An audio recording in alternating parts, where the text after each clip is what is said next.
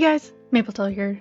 Today we're taking a look at the recently revealed cover and blurb for the third book of Changing Skies in the Warrior Cat series, Chasing Shadows.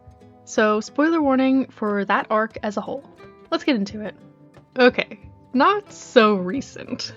But look, I was very busy with Pride Month and then Art Fight. But this month will be 100% Warrior Cats. Now I know what you're thinking.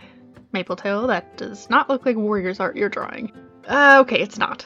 But it's also my birthday today, so I can draw what I like. And I chose to do some Fields of Mistria fan art, as the game just got its third big update, and I'm very hyped about it. So there you have it. Anyways, Chasing Shadows. Let's look at that cover first. It's definitely interesting. The Moonpaw design is kinda wild. Like, borderline unrecognizable. Except for the fact we know she's the only cat with heterochromia. The dark on her face looks like a weird shadow, and that eye is so red. The Warriors website says the other two cats are Moonpaw's sister and Brambleclaw, and I will simply have to take their word for it.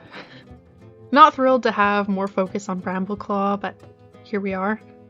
As for the background as a whole, it is so bright, especially for a book with shadow in the title.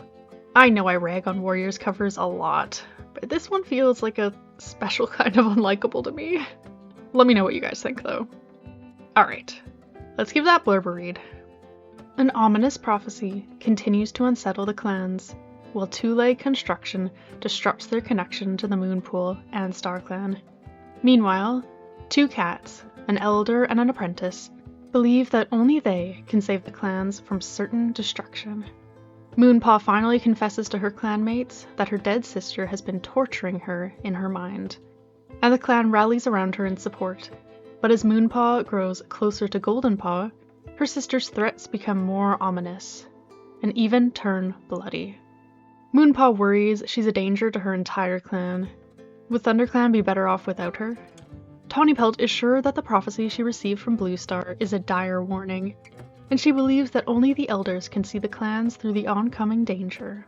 Frustrated with his mother, Tigerstar bans her from speaking of the prophecy, so Tawnypelt takes refuge in ThunderClan.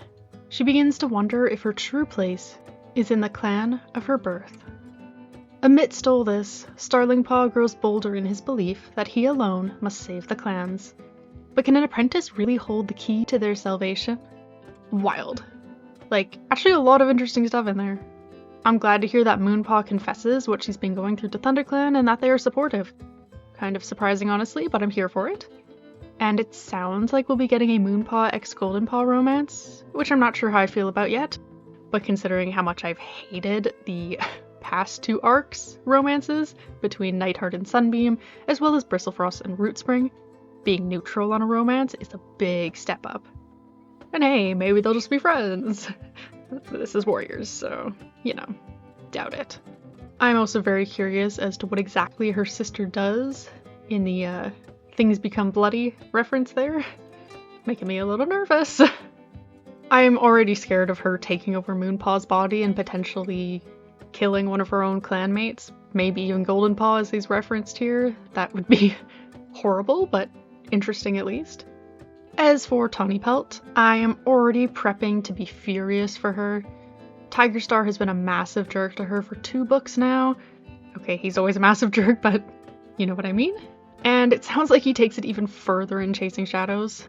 I am low-key thrilled about her taking refuge in ThunderClan though. I've had just about enough of ShadowClan POVs. Not that ThunderClan is much better, but it makes sense she'd return to her birth clan over the others. I have my doubts that Tawnypelt would ever return to ThunderClan permanently after her whole story, but it is cool to see her go back for a bit. I am always liking when cats switch clans temporarily. I feel like it just adds a lot of interesting dynamics there. And I am still holding out hope for some kind of RiverClan POV later this arc. And I do have some hope with the end of this blurb. Our third protagonist replacing Leafstar is Starlingpaw. It's been a long while since we've switched up our main characters mid-arc, so that's a pretty exciting addition. We learned about this in the blurb for Hidden Moon, but I'm still excited about it. Albeit a little surprised there weren't any more changes for book 3. Also kind of wild that we've gotten the blurb for this book before book 2 is even out. I'm very curious as to why Starlingpaw believes he's the only one with the power to save the clans. but I look forward to seeing just how he fits in with our other protagonists. And with that, I'll leave it there. Thanks for watching. I'm kinda hyped to be getting back into the world of Warriors after such a long break. I can't wait to check out the rest of the news and releases I missed over the summer. Let me know how you're feeling about Chasing Shadows or Changing Skies, and I'm gonna get back to playing Fields of Mistria. So we'll see you next Thursday.